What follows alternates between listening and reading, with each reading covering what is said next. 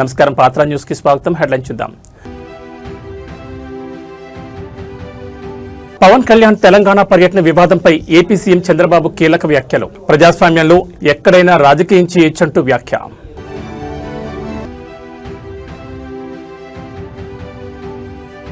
ప్రాంతీయ విమర్శలకు పవన్ కళ్యాణ్ గంభీర కౌంటర్. ఇక్కడ బరిలో నిలిచేది తెలంగాణ బిడ్డలే అని ఏపీ డిప్యూటీ సీఎం వ్యాఖ్య.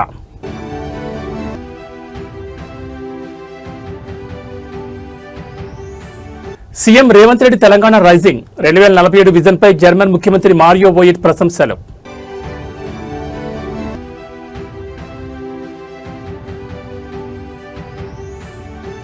శంషాబాద్ ఎయిర్పోర్ట్లో వైద్యాధికారుల అలర్ట్.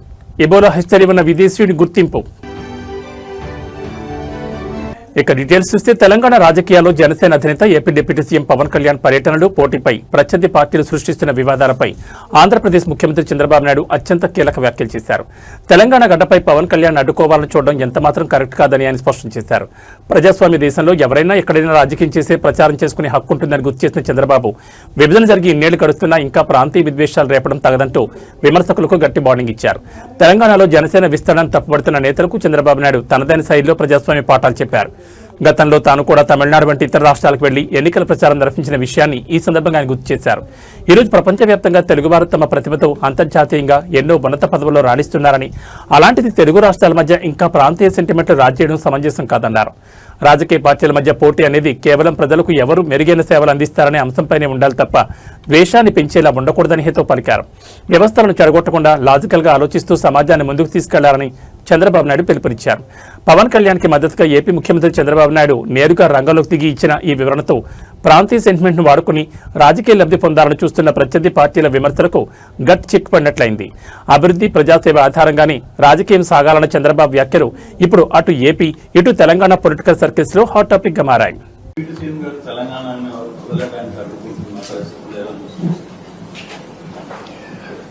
అంటే ఇది కూడా కరెక్ట్ కాదు. ఇప్పుడు నేను తమిళనాడులో పోయి క్యాంపెయిన్ చేయవచ్చా? తమిళనాడుకు శివకుమార్ కూడా వచ్చాడు. ఆల్ ఇండియా లీడర్సే కాకుండా అందరూ వచ్చారు. అక్కడ కాంగ్రెస్ పార్టీ ఉంది, బీఆర్ఎస్ పార్టీ ఉంది. బీఆర్ఎస్ మొన్నటి నేషనల్ పార్టీ ఆంధ్రలో కూడా యూనిట్ పెట్టారు. ఎందుకు మాట్లాడతారో నాకైతే అర్థం కావడం లేదు. వీళ్ళు కరెక్ట్ కాదు.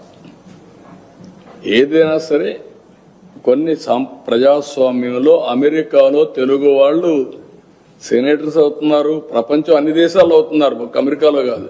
ఎవడైతే బెటర్ సర్వీస్ చేస్తారో వాళ్ళు ఆటోమేటిక్గా అవుతున్నారు. ఆస్ట్రేలియాలో అవుతున్నారు, యూరోప్లో అవుతున్నారు, అక్కడుండే రాజ్యాంగ ప్రకారం లండన్లో అవుతున్నారు. కాబట్టి ఇలాంటివి చేయడం కరెక్ట్ కాదు, అది మంచి విధానం కాదు. పోటీ పడవలసింది ప్రజా చైతన్యంలో పోటీ పడాలి, ప్రజలకు మెరుగైన సేవలు అందించాలి, వాళ్ళని ఎంపవర్ చేయాలి. ఇలాంటివి మాట్లాడి లేనిపోని ఐ కెన్ సే అనవసరంగా ప్రజల్ని విద్వేషం కూడా అన్నాను. విద్వేషాలు కూడా వీళ్ళు అనుకుంటేనే అయిపోవు. ప్రజలు ఇప్పుడు 12 ఏళ్ళు అయిపోయింది విభజన జరిగి, 2 రాష్ట్రాలు విడిపోయినాయి. ఎవరెవరు ఎంత కాంట్రిబ్యూట్ చేశారో అక్కడే ప్రజలకు తెలుసు. ఇప్పుడు మనం చేయాల్సింది దీన్ని లాజికల్ గా తీసుకుపోవడానికి, చెడగొట్టకుండా లాజికల్ గా తీసుకెళ్ళాలి. ఎవరున్నా అది వదిలిపెట్టి మాట్లాడడం కరెక్ట్ కాదు. అంతర్జాతీయ సాంకేతిక రంగంలో భారత్, రష్యా దేశాల మధ్య ఒక సరికొత్త టెక్ యుగానికి నాంది పడబోతోంది. ఆంధ్రప్రదేశ్ ఐటీ, ఎలక్ట్రానిక్స్ శాఖ మంత్రి నారా లోకేష్ రష్యా రాజధాని మాస్కో పర్యటనలో అద్భుతమైన మైలురాయిని లిఖించారు. మంత్రి లోకేష్ కి ఇంగ్లీష్ భాషపై ఉన్న అపారమైన పట్టు అందరికీ తెలిసిందే.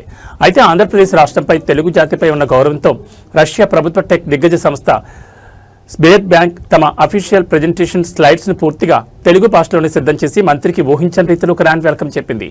మాస్కో వేదికగా జరిగిన ఈ భేటీలో మంత్రి నారా లోకేష్ భారత టెక్నాలజీ, బ్యాంకింగ్ రంగాల భవిష్యత్తును మార్చేలా 5 అత్యంత కీలకమైన డిమాండ్లను రష్యా ముందుంచారు. మొదటిగా పశ్చిమ దేశాల చాట్ బాట్లైన చాట్ జీపీటీ, క్లాడ్లకు గట్టి పోటీ ఇస్తూ రష్యా అభివృద్ధి చేసిన స్వదేశీ జనరేటివ్ గిడ్జాట్ ను భారత బ్యాంకింగ్ మరియు పబ్లిక్ అడ్మినిస్ట్రేషన్ లోకి తీసుకురావాలని ప్రతిపాదించారు. రెండవది మన యూపీఐ నెట్వర్క్ కు స్బేర్ బ్యాంక్ యొక్క అడ్వాన్స్డ్ వాయిస్ రికగ్నిషన్ మరియు యాంటీ ఫ్రాడ్ సిస్టమ్స్ జోడించడం ద్వారా ఆన్లైన్ స్కామర్లకు అడ్డుకట్ట వేయాలని కోరారు. వీటితో పాటు ఏఐ ఆధారిత smart city digital safety systems యువతను వరల్డ్ క్లాస్ కోడర్లుగా మార్చే స్కూల్ 21 కోడింగ్ అకాడమీలను భారత్లో స్థాపించాలని, అలాగే వైజాగ్ ఫార్మా, అగ్రి ఎగుమతిదారుల కోసం ప్రత్యేకంగా రూబుల్ స్ట్రక్చర్డ్ క్రెడిట్ లోను అందించాలని మాస్టర్ ప్లాన్ వివరించారు. ఈ స్టేట్ బ్యాంక్ అంతర్జాతీయంగా ఎంతటి శక్తివంతమైందో ఒకసారి గమనిస్తే ఇది కేవలం బ్యాంక్ మాత్రమే కాదు. 110 మిలియన్ల రిటైల్ కస్టమర్లు, రోజు 8 కోట్ల మంది యాక్టివ్ డిజిటల్ యూజర్లు మరియు దాదాపు 2.87 లక్షల మంది టెక్ నిపుణులతో నడుస్తున్న గ్లోబల్ టెక్ ఎంపైర్. ఆర్థిక సంవత్సరం 2025 నాటికి ఈ సంస్థ వార్షిక ఆదాయం అక్షరాల 2.07 లక్షల కోట్ల రూపాయలుగా నమోదైంది. ఇప్పటికే న్యూఢిల్లీ, బెంగళూరు, ముంబై నగరాల్లో విస్తరించిన ఈ టెక్ జెయింట్ ఇప్పుడు నారా లోకేష్ ప్రతిపాదనలతో భారత్ రష్యా ట్రేడ్ కారిడార్కు అసలైన గ్రోత్ ఇంజిన్గా మారేందుకు అడుగులు వేస్తోంది.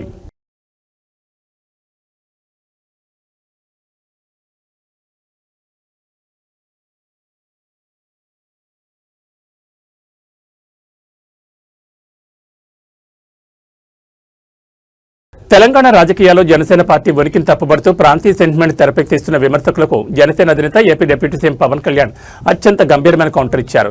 తెలంగాణ గడ్డపై జనసేన తరపున ఎన్నికల బరిలో నిలిచేది ఇక్కడ పుట్టి ఇక్కడే పెరిగిన తెలంగాణ బిడ్డలే తప్ప ఆంధ్రప్రదేశ్ నేతలు వచ్చి ఇక్కడ పెత్తనం చేయట్లేదని ఆయన అత్యంత స్పష్టంగా ప్రకటించారు. రాజకీయ ప్రయోజనాల కోసం ప్రాంతీయ విద్వేషాలు రేకెత్తించే నేతల తీరుపై పవన్ కళ్యాణ్ తీవ్రస్థాయిలో మండిపడ్డారు. తెలంగాణలో జనసేన విస్తరణ మరియు పోటీ ప్రకటనపై కాంగ్రెస్, బీఆర్ఎస్ నేతల నుంచి వస్తున్న ఘాటు విమర్శలకు పవన్ కళ్యాణ్ గట్టి సమాధానమిచ్చారు. ప్రజాస్వామ్యంలో ఎక్కడైనా పార్టీ పెట్టి పోటీ చేసే హక్కు అందరికీ ఉంటుందని గుర్తు చేసిన ఆయన కేవలం విద్వేషాన్ని, ద్వేషాన్ని మాత్రమే పెట్టుబడిగా పెట్టుకుని రాజకీయాలు చేయడం సరికాదన్నారు. ఒక పార్టీ సాధించాలనుకుంటున్న ప్రజాదరణను లేదా సమాజంలో రావాలనుకుంటున్న మార్పును ఇలాంటి సంకుచిత విమర్శలతో ఎంతకాలం ఆపగలరంటూ పవన్ కళ్యాణ్ నేరుగా ప్రశ్నించారు. స్థానిక సమస్యలపై పోరాడేందుకు తెలంగాణ జనసేన క్యాడర్ పూర్తి సిద్ధంగా ఉందని, ఇక్కడి మట్టి బిడ్డల నాయకత్వంలోని జనసేన ముందుకు సాగుతుందని స్పష్టం చేశారు. పవన్ కళ్యాణ్ ఇచ్చిన ఈ తాజా క్లారిటీతో తెలంగాణలో జనసేనను ఆంధ్ర పార్టీగా ముద్ర వేయాలని చూస్తున్న ప్రత్యర్థి పార్టీల వ్యూహాలకు గట్టి బ్రేక్ పడినట్లయింది. ఇక్కడి స్థానిక యువతకు, నేతలకు జనసేన ఇస్తున్న ప్రాధాన్యతను వివరిస్తూ క్యాడర్ ఇప్పుడు సోషల్ మీడియాలో విమర్శలకు గట్టి కౌంటర్లు ఇస్తోంది. ఎంతకాలం ఆపుతారు సార్ ఎక్కడైనా సార్? ఇప్పుడు ఇలా అయితే మీరు నాకు తెలిసి తెలంగాణ అంతా కూర్చోబెట్టి, తెలంగాణ నిజంగా చెప్పాలంటే తెలంగాణ పోరాట స్ఫూర్తి చాలా ఎక్కువ. ఇప్పుడు నేను కూర్చోబెట్టి ఇక్కడున్న మా నాయకులు ఎవరు పోటీ చేయట్లేదు కదా, ఇక్కడున్న ఆంధ్ర నాయకులు ఎవరు ఎక్కడ వెళ్ళట్లేదు. అక్కడ కూర్చున్నది పూర్తి తెలంగాణ బాగుంటుంది, పూర్తి నేలబిడ్డలు, అక్కడ భూమిపుత్రులు. వాళ్ళు పోటీ చేస్తారంటే ఆపేది ఎవరండి? వాళ్ళు సభ పెట్టుకుంటారంటే ఆపేది ఎవరు? ఎంతకాలం ఆపగలరు? ఇజ్ ఇట్ యాంటీ కాన్స్టిట్యూషనల్ కదా. ఈవెన్ తెలంగాణ పోలీసు కూడా అదే చెప్తారు కదా, ఒకరోజు ఆపగలరు, 2 రోజులు ఆపగలరు, కానీ అన్నది తెలుసు ఎక్కడ ఆప్ చేయలేదు, జరగదు కూడా. అది తెలుగు రాష్ట్రాల రాజకీయాల్లో ప్రాంతీయ సెంటిమెంట్ మరియు జాతీయవాదంపై సాగుతున్న చర్చ ఇప్పుడు సరికొత్త సైద్ధాంతిక యుద్ధానికి దారితీసింది. ప్రాంతీయవాదం అనేది ఉగ్రవాదం కంటే ప్రమాదకరమంటూ AP deputy CM Pawan Kalyan చేసిన వ్యాఖ్యలపై బీఆర్ఎస్ వర్కింగ్ ప్రెసిడెంట్ కేటీఆర్ తీవ్రస్థాయిలో విరుచుకుపడ్డారు. పవన్ కళ్యాణ్ వ్యాఖ్యల్లోనూ డొల్లతనాన్ని ఎండగడుతూ చారిత్రక ఆధారాలు, దేశ ఆర్థిక సమీకరణాలను తెరపైకి తెచ్చి కేటీఆర్ సంధించిన బాణాలు ఇప్పుడు పొలిటికల్ సర్కిల్స్ లో ప్రకంపనలు సృష్టిస్తున్నాయి. పవన్ కళ్యాణ్ వ్యాఖ్యలను గట్టిగా తిప్పికొట్టిన కేటీఆర్ 3 ప్రధాన అంశాలు లేవనెత్తారు. మొదటిగా, నాటి మద్రాసు రాష్ట్రం నుంచి ఆంధ్రులు వేరుపడాలని, తమ అస్తిత్వాన్ని కాపాడుకోవాలని అమరజీవి పొట్టి శ్రీరాములు 58 రోజుల పాటు ప్రాణత్యాగం చేశారని, మరి పవన్ కళ్యాణ్ దృష్టిలో అది కూడా ఉగ్రవాదంతో సమానమైన ప్రాంతీయవాదమేనా అంటూ సూటిగా ప్రశ్నించారు. ఇక రెండవది, జాతీయవాదం ముసుగులో కేంద్రం చేస్తున్న ఆర్థిక ప్రాంతీయవాదాన్ని కేటీఆర్ ఎండగట్టారు. తెలంగాణకు రావాల్సిన అంతర్జాతీయ పెట్టుబడులను, గ్లోబల్ కంపెనీలను బలవంతంగా గుజరాత్కు తరలించుకుపోతుంటే ఆ వివక్షను ప్రశ్నించకుండా ఇక్కడి ప్రజలు తమ హక్కుల కోసం మాట్లాడితే ఉగ్రవాదం అనడం ఎంతవరకు కరెక్ట్ అని నిలదీశారు. ప్రధాని మోడీ యావత్ దేశానికి పీఎంగా కాకుండా కేవలం గుజరాత్కు మాత్రమే ప్రధానమంత్రిగా వ్యవహరిస్తున్న తీరు పవన్ కళ్యాణ్కు కనిపించడం లేదా అని కేటీఆర్ నిప్పులు జరిగారు. ఒక ప్రాంత ప్రజలు తమ అస్తిత్వం, తమకు జరిగే ఆర్థిక అన్యాయంపై గళమెత్తితే దానికి ఉగ్రవాదం రంగుపోయడం పవన్ కళ్యాణ్ రాజకీయ అజ్ఞానానికి నిదర్శనమని బీఆర్ఎస్ శ్రేణులు మండిపడుతున్నాయి. పొట్టి శ్రీరాములు త్యాగాన్ని మరియు కేంద్రం చూపిస్తున్న గుజరాత్ పక్షపాతాన్ని ప్రస్తావిస్తూ కేటీఆర్ సంధించిన ఈ ప్రశ్నలు ప్రస్తుతం పవన్ కళ్యాణ్ జాతీయవాద సిద్ధాంతాన్ని డిఫెన్స్ లో పడేస్తాయని విశ్లేషకులు భావిస్తున్నారు. ఈ సంచలన సవాల్పై జనసేన నుంచి ఎలాంటి కౌంటర్ రాబోతుందనేది ఇప్పుడు ఆసక్తికరంగా మారింది. ప్రాంతీయవాదం అన్నారు. ప్రాంతీయవాదం ఉగ్రవాదం కంటే ప్రమాదం ఏదో అన్నాడు ఆయన.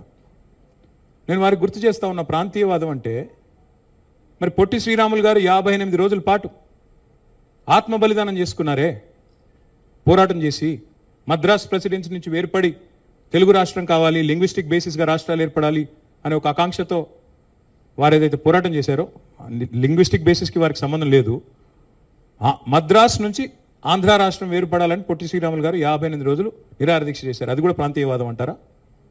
ప్రాంతీయవాదం అంటే నేను ఇంకో ప్రశ్న అడుగుతా ఉన్నా పవన్ కళ్యాణ్ గారిని.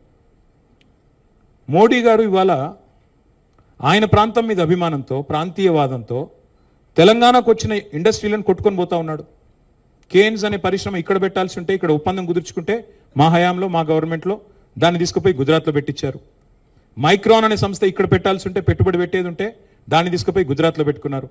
మరి జాతీయవాదం ముసుగులో చేస్తున్న ఈ ఆర్థిక ప్రాంతీయవాదం కరెక్టా? ఏది కరెక్టు? అంటే ప్రధానమంత్రి గారు గుజరాత్కే ప్రధానమంత్రిగా వ్యవహరించడం కరెక్టా? చెప్తారా దీనికి సమాధానం పవన్ కళ్యాణ్ గారు? కాబట్టి ప్రాంతీయవాదం ఇంకో మాట చాలా విచిత్రమైన మాట. ముఖ్యమంత్రి రేవంత్ రెడ్డి నేతృత్వంలోని తెలంగాణ ప్రజాప్రభుత్వ అభివృద్ధి వ్యూహాలకు అంతర్జాతీయ వేదికపై అత్యంత ప్రతిష్టాత్మక గుర్తింపు లభించింది. భారతదేశంలోనే అత్యంత వేగంగా వృద్ధి చెందుతున్న తెలంగాణ రాష్ట్రంతో భాగస్వామ్యం కోసం జర్మనీలోని ప్రముఖ పారిశ్రామిక సాంకేతిక రాష్ట్రమైన తురింగియా ముందుకు వచ్చింది. హైదరాబాద్ వేదికగా నిన్న బుధవారం ఒక్క ఉన్నత స్థాయి చారిత్రాత్మక భేటీ జరిగింది. టెక్నాలజీ, నైపుణ్యాభివృద్ధి, స్టార్టప్లు, లైఫ్ సైన్సెస్ వంటి కీలక రంగాల్లో పరస్పర సహకారం కోసం తెలంగాణ మరియు తురింగియా ప్రభుత్వాల మధ్య అధికారిక అవగాహన ఒప్పందం కుదిరింది. జర్మనీ తురింగియా రాష్ట్ర ముఖ్యమంత్రి మారియో బోయిట్ నేతృత్వంలోని ఉన్నత స్థాయి ప్రతినిధుల బృందం సచివాలయంలో ముఖ్యమంత్రి రేవంత్ రెడ్డితో ప్రత్యేకంగా సమావేశమైంది. ఈ భేటీలో రాష్ట్ర ఐటీ పరిశ్రమల శాఖ మంత్రి దుద్దిల శ్రీధర్బాబు మరియు ప్రభుత్వ ఉన్నతాధికారులు పాల్గొన్నారు. ఈ సందర్భంగా తెలంగాణ సాధించిన ప్రగతిని జర్మనీ ప్రతినిధులు కొనియాడారు. సీఎం రేవంత్ రెడ్డి ప్రతిష్టాత్మకంగా ప్రకటించిన తెలంగాణ రైజింగ్ 2047 విజన్పై జర్మన్ ముఖ్యమంత్రి మారియో బోయిట్ ప్రశంసల వర్షం కురిపించారు. తెలంగాణను భారతదేశంలోని అభివృద్ధికి, ఆవిష్కరణలకు అసలైన కేంద్ర బిందువుగా ఆయన అభివర్ణించారు. ఇంతటి వృద్ధి సాధించిన రాష్ట్రంతో భాగస్వామ్యం కావడం తమకు లభించిన గౌరవంగా భావిస్తున్నామన్నారు. అంతేకాకుండా అంతర్జాతీయంగా ఎంతో క్రేజ్ ఉన్న సెమీ కండక్టర్ రంగానికి చెందిన జర్మన్ కంపెనీల ప్రత్యేక బృందాన్ని పెట్టుబడి చర్చల నిమిత్తం త్వరలోనే తెలంగాణకు పంపేందుకు తాము సిద్ధంగా ఉన్నామని స్పష్టం చేశారు. ఈ ఒప్పందం ద్వారా తెలంగాణ యువతకు ప్రపంచ స్థాయి ఉపాధి అవకాశాలు లభించనున్నాయి. రేవంత్ రెడ్డి ప్రభుత్వం ఇప్పటికే young India skills university, advance technology సెంటర్లు మరియు Telangana overseas man power company ద్వారా యువతకు అంతర్జాతీయ ప్రమాణాలతో కూడిన నైపుణ్యాలను అందిస్తోంది. ఇప్పటికే టామ్కామ్ ద్వారా జర్మన్ భాషా శిక్షణ కార్యక్రమాలు విజయవంతంగా కొనసాగుతుండగా తాజా ఒప్పందంతో జర్మనీలో ఉద్యోగ అవకాశాలు సాధించాలనుకునే తెలంగాణ యువతకు సరికొత్త మార్గాలు సుగమం కానున్నాయి. ఈ కార్యక్రమంలో తురింగియా స్టేట్ సెక్రటరీలు డాక్టర్ టైచాట్ సకెట్, జర్మన్ కాన్సల్ జనరల్ హస్పర్తో పాటు పలువురు పారిశ్రామికవేత్తలు భాగస్వాములయ్యారు.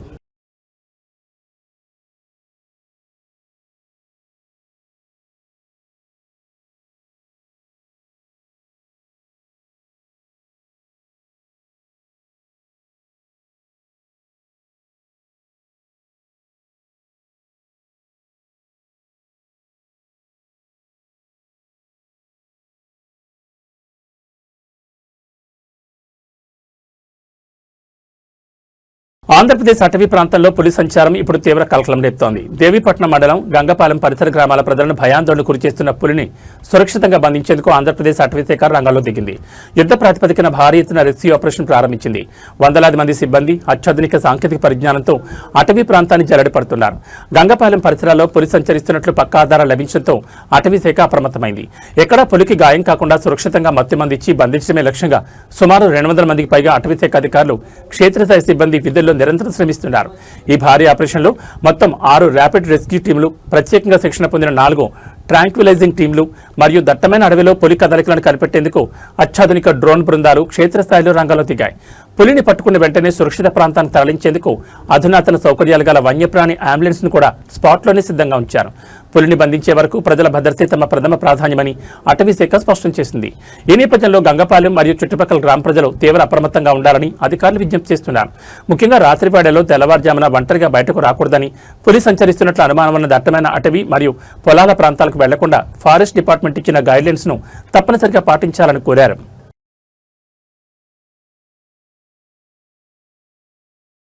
తిరుపతిలో కొలువైన భక్తజన మందారుడు గోవిందరాజస్వామి వారి వార్షిక బ్రహ్మోత్సవాలు అత్యంత వైభవంగా దిగ్విజయంగా ముగిశాయి. బ్రహ్మోత్సవాలు ముగిసిన శుభ సందర్భాన్ని పురస్కరించుకుని ఆలయ అర్చకులు మరియు డిప్యూటీ ఈవో శాంతి టీటీడీ క్యాంపు కార్యాలయంలో మర్యాదపూర్వకంగా సమావేశమయ్యారు. ఈ సందర్భంగా క్యాంపు కార్యాలయంలో ఆధ్యాత్మిక కోలాహలం నెలకొంది. బ్రహ్మోత్సవాల ముగింపు వేడుకల అనంతరం ఆలయ పండితులు, అధికారులు సాంప్రదాయబద్ధంగా క్యాంపు కార్యాలయానికి విచ్చేశారు. అక్కడ ఉన్నతాధికారులకు వేద మంత్రోచ్చారణల మధ్య అత్యంత పవిత్రమైన వేదాశీర్వచనం అందజేశారు. స్వామివారి శేషవస్త్రం, సెటారీలతో ఆశీర్వదించి తిరుమల తిరుపతి దేవస్థానం తరపున గోవిందరాజస్వామి వారి పవిత్ర తీర్థప్రసాదాలను భక్తిపూర్వకంగా అందజేశారు. ఈ సందర్భంగా కలియుగ వైకుంఠనాథుడైన శ్రీ గోవిందరాజస్వామి వారి దివ్య కృపా కటాక్షాలు రాష్ట్ర ప్రజలందరిపైన, దేశ విదేశాల నుంచి విచ్చేసే భక్తులందరిపైన ఎల్లప్పుడూ ఉండాలని, అందరూ ఆయురారోగ్యాలతో వర్ధిల్లాలని ప్రత్యేక ప్రార్థన నిర్వహించినట్లు ఆలయ అధికారులు తెలిపారు. ఎంతో ప్రతిష్టాత్మకంగా సాగిన ఈ వార్షిక బ్రహ్మోత్సవాల్లో భక్తులకు ఎలాంటి ఇబ్బందులు కలగకుండా తిరుమల తిరుపతి దేవస్థానం మరియు ఆలయ డిప్యూటీ ఈవో శాంతి ఆధ్వర్యంలో విస్తృత ఏర్పాట్లు చేశారు. స్వామివారి కృపతో ఉత్సవాలన్నీ నేత్రపర్వంగా ముగియడంపై భక్త శ్రేణులు హర్షం వ్యక్తం చేస్తున్నారు.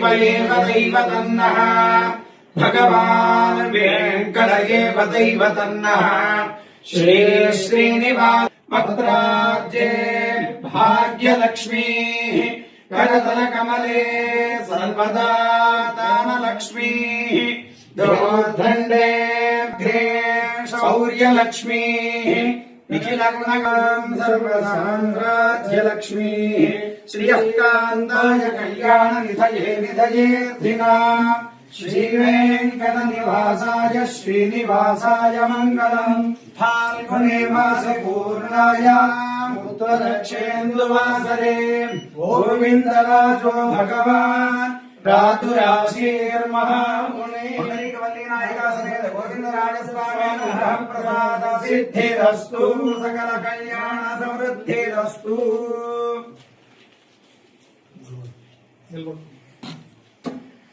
మీరు స్వామి మీరు వెళ్ళండి.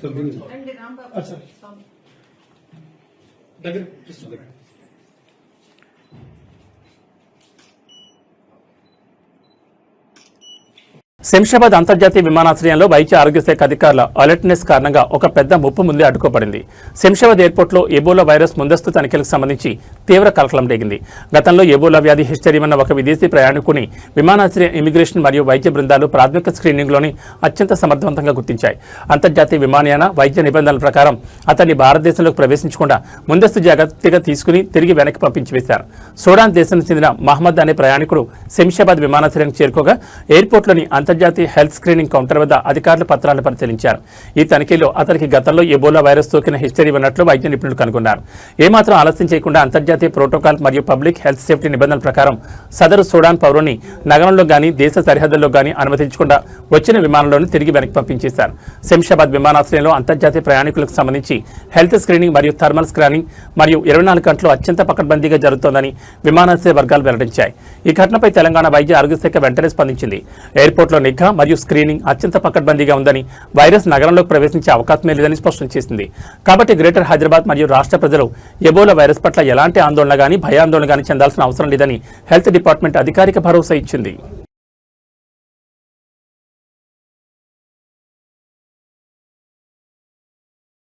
ఖమ్మం జిల్లా రైతాంగం సంక్షేమ మరియు నియోజకవర్గాల సమగ్ర అభివృద్ధి లక్ష్యంగా రాష్ట్ర ప్రభుత్వం అడుగులు వేస్తోంది. రాబోయే ఖరీఫ్ 2026 సాగు సీజన్కు సంబంధించి వ్యవసాయ ప్రణాళికలతో పాటు ఖమ్మం నియోజకవర్గంలో జరుగుతున్న పలు కీలక ప్రగతి పనులపై రాష్ట్ర వ్యవసాయ సహకార మార్కెటింగ్ శాఖల మంత్రి తుమ్మల నాగేశ్వరరావు బుధవారం కలెక్టరేట్ సమావేశ మందిరంలో భారీ సమీక్షా సమావేశం నిర్వహించారు. జిల్లా collector Divakar TS, police commissioner Sunil Dutt మరియు స్థానిక శాసనసభ్యులతో కలిసి వివిధ శాఖల అధికారులకు మంత్రి దిశానిర్దేశం చేశారు. రాబోయే రోజుల్లో తలెత్తే వర్షాభావ పరిస్థితులను ముందే అంచనా వేస్తూ రైతులకు నష్టం కలగకుండా చూడడమే ఈ సమావేశం యొక్క ముఖ్య ఉద్దేశం. నాగార్జున సాగర్ ఆయకట్టు ప్రాంతాలు మరియు ఇతర ప్రధాన సాగు క్షేత్రాలను రైతులు తక్కువ నీటితో పండే ప్రత్యామ్నాయ పంటల వైపు మొగ్గు చూపేలా రైతు వేదికల ద్వారా క్షేత్రస్థాయిలో విస్తృత అవగాహన కల్పించాలని మంత్రి తుమ్మల అధికారులను ఆదేశించారు. అంతర్జాతీయ పరిస్థితుల దృష్ట్యా యూరియా కొరత ఏర్పడకుండా ఉండేందుకు ప్రత్యామ్నాయంగా నానో యూరియా, ఇతర ఎరువుల వినియోగాన్ని వ్యవసాయ నీటిపారుదల శాఖల సమన్వయంతో ప్రజలకు తీసుకెళ్లాలన్నారు. అలాగే ప్రభుత్వం అందించే పచ్చిరొట్ట విత్తనాలు సబ్సిడీ కేవలం అర్హులైన నిజమైన రైతులకు మాత్రమే అందేలా పకడ్బందీ నిఘా పెట్టాలని స్పష్టం చేశారు. కేవలం వ్యవసాయమే కాకుండా జిల్లా మౌలిక సదుపాయాల పనులపై కూడా మంత్రి తుమ్మల సమగ్రంగా చర్చించారు. ఖమ్మం నగరంలో త్రాగునీటి యాజమాన్య నిర్వహణ, ఆయిల్ పామ్ సాగు విస్తరణ, ప్రతిష్టాత్మక యంగ్ ఇండియా విద్యాసంస్థల నిర్మాణాలు, డబుల్ బెడ్రూమ్ ఇళ్లు మరియు ఇందిరమ్మ ఇళ్ల ప్రగతిపై శాఖల వారీగా నివేదికలను పరిశీలించారు. ఈ సమావేశంలో వైరా సత్తుపల్లి శాసనసభ్యులు రామదాస్ నాయక్, మట్టా రాగమయ్యి దయానంద్తో పాటు పలువురు జిల్లా ఉన్నతాధికారులు పాల్గొన్నారు. ప్రభుత్వ ఆశయాలకు అనుగుణంగా ప్రతి శాఖ సమన్వయంతో పనిచేసి ప్రజలకు మెరుగైన సేవలు అందించాలని మంత్రి తుమ్మల అధికారులను గట్టిగా ఆదేశించారు.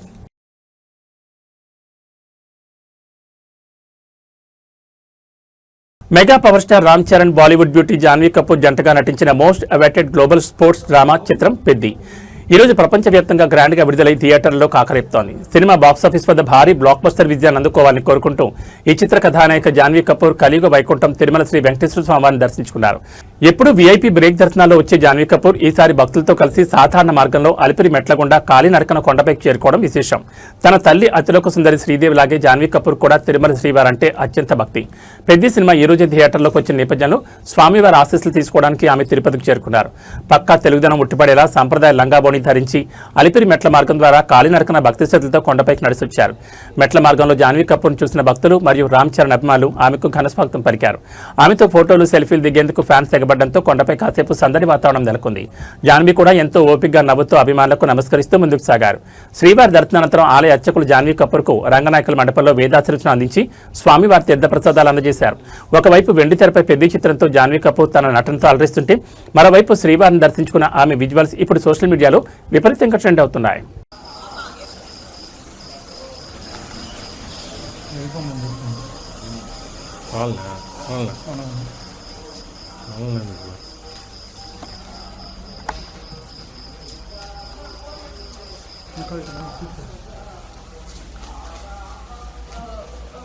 లైట్ తీసుకుని ఒక సెకండ్ ఉందా సైడ్ వచ్చింది ఒక సెకండ్ చెప్తాం మేడం చెప్తాం మేడం చెప్పాం మేడం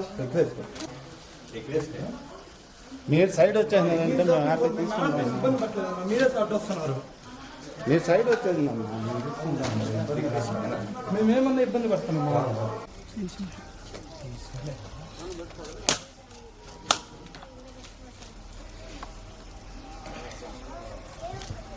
మేడం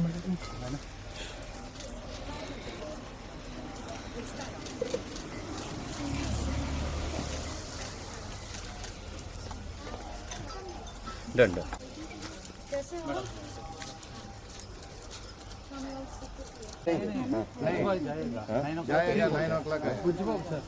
नहीं नहीं बुज्जी बाबू सर है, पता है, हमें भी पता है.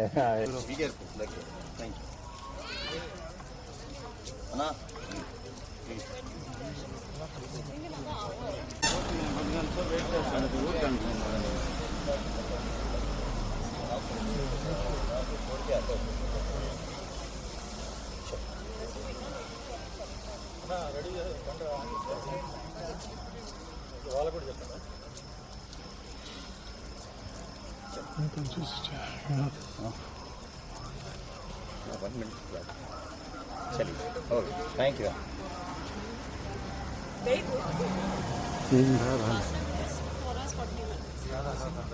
हाँ ना डन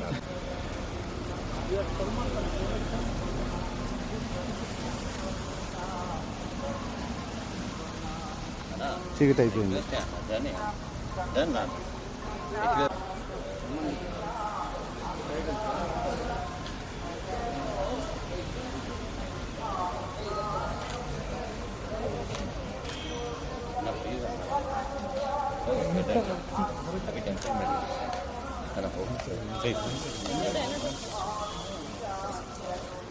తీసుకోమంటున్నా మేడం ఓకే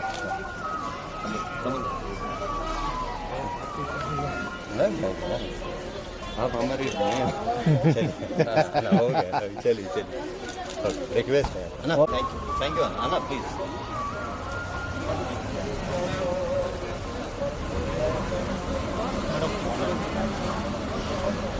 బంగారం వెండి కొనాలనుకునే వారికి బులియన్ మార్కెట్ నుంచి ఈ రోజు ఒక క్రేజీ గుడ్ న్యూస్ అందింది. గత 5 రోజులుగా మార్కెట్లో ఎలాంటి మార్పు లేకుండా స్థిరంగా కొనసాగుతున్న పసిడి వెండి ధరలు ఇవాళ ఒక్కసారిగా కిందికి దిగొచ్చాయి.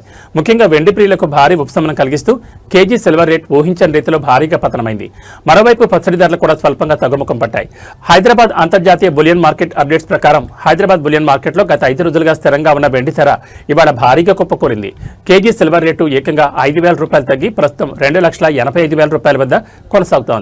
ఇక అటు పసిడి ధర విషయానికి వస్తే నిరంతరాయంగా పెరుగుతూ వస్తున్న రేట్లకు బ్రేక్ పడింది. 5 తులాల ఆర్నమెంట్ బంగారం అంటే 22 క్యారెట్ల 10 గ్రాముల గోల్డ్ రేటు 100 రూపాయలు తగ్గి మార్కెట్లో 1,43,100 రూపాయల వద్ద పలుకుతోంది. అదేవిధంగా అత్యంత ప్యూర్ గోల్డ్ అయిన 24 క్యారెట్ల 10 గ్రాముల పసిడి ధర 110 రూపాయలు పతనమై 1,56,110 రూపాయల వద్ద ట్రేడ్ అవుతోంది. బులియన్ మార్కెట్ నిపుణుల ప్రకారం ఈ ధరలు ప్రాథమికంగా హైదరాబాద్ మార్కెట్ పరిధిలోనివి. అయితే 2 తెలుగు రాష్ట్రాల్లోని ఆంధ్రప్రదేశ్, తెలంగాణ వ్యాప్తంగా ఉన్న విభిన్న ప్రాంతాలు, జిల్లాల స్థానిక షోరూంల మేకింగ్ ఛార్జీలు, జీఎస్టీ పనులను బట్టి ఈ ధరల్లో స్వల్పంగా తేడాలుండే అవకాశం ఉందని గమనించాలి.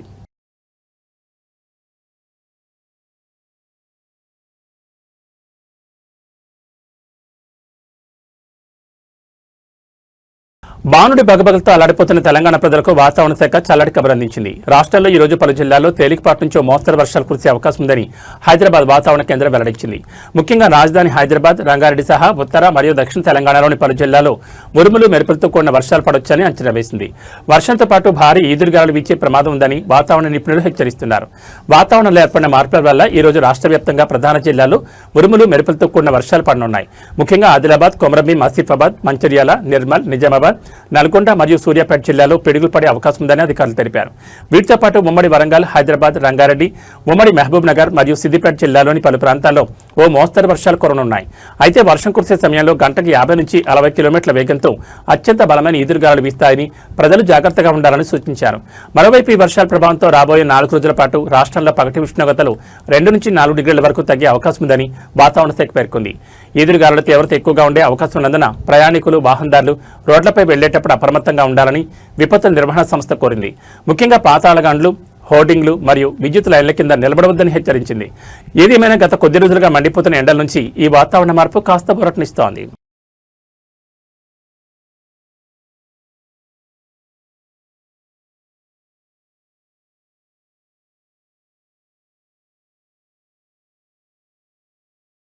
ఇవి బులెటిన్ విశేషాలు. నమస్కారం.